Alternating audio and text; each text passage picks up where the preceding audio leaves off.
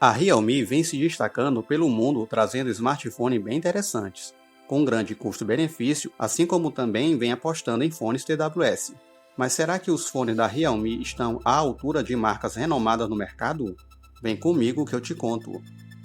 Hoje temos em mãos o Bode Air 2 Neo, que por sinal se mostra em um case pequeno, agregando aqui uma entrada tipo C.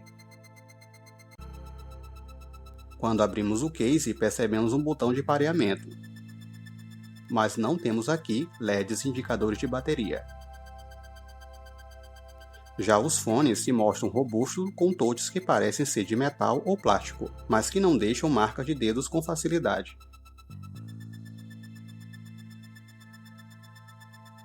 Com Bluetooth 5.2, ele garante pareamento mais rápido, aliado à tecnologia Fast Pairing, bastando apenas abrir o case para conectar.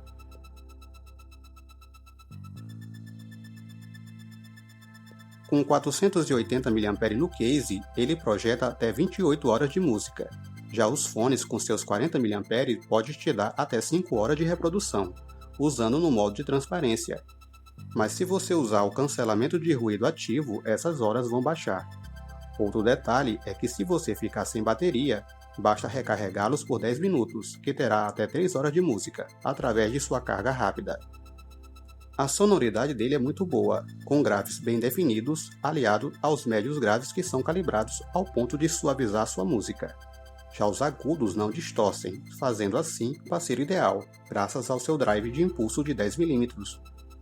Ainda falando de música, aqui temos quase todas as funções como play, pausar, adiantar, retroceder, faltando apenas o controle de volume.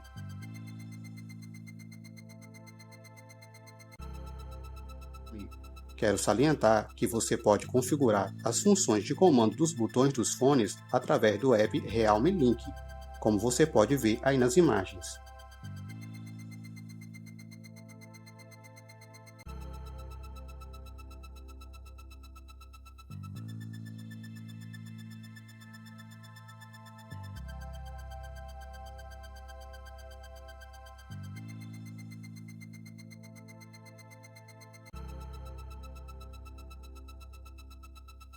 Como vocês viram, geralmente apps dedicados só estão em fones mais tops, fazendo destes um baita de um custo-benefício.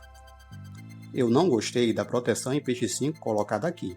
Deveriam ter colocado pelo menos a IPX6, porque aí seria perfeito, não é mesmo?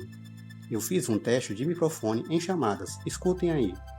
Atenção, aqui é o TecnoU, testando o microfone do Realme Bode Air 2 Neo.